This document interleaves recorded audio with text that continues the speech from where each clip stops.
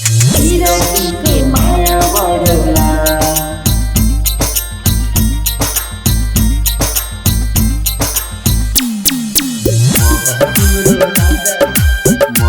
तिम्रो राजा तिमी मेरी कहानी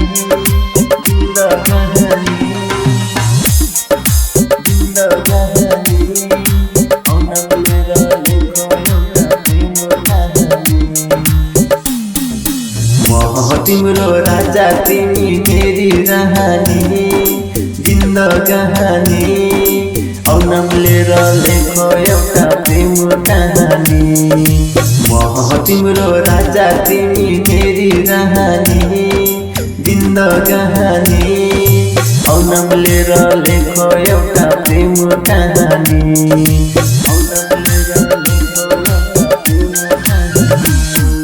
music by DJ Umesh Shukipur बाजार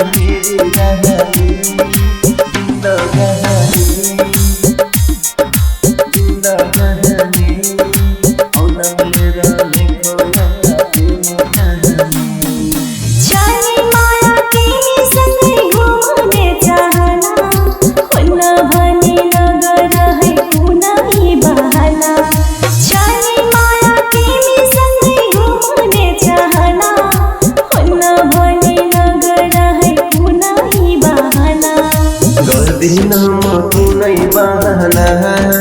कुनै बहाना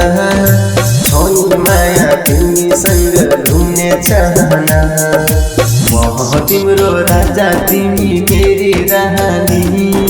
जिन्दगानी औनमलेर लेखो एउटा प्रेम कहानी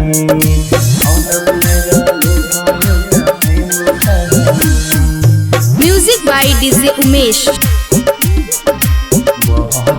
शुकीपुर बाजार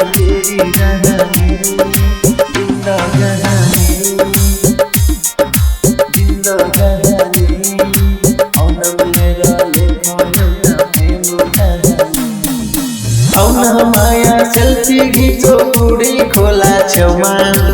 एक रिल्स बनाउला हामी दुवै साथमा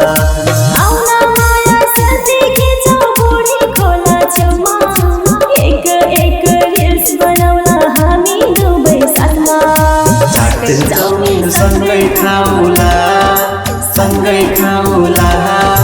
विरहको माया बढौला तिम्रो राजा तिमी मेरी रानी जिन्दगानी औनमलेर लेखो एउटा प्रेम कहानी औनमलेर लेखो एउटा प्रेम कहानी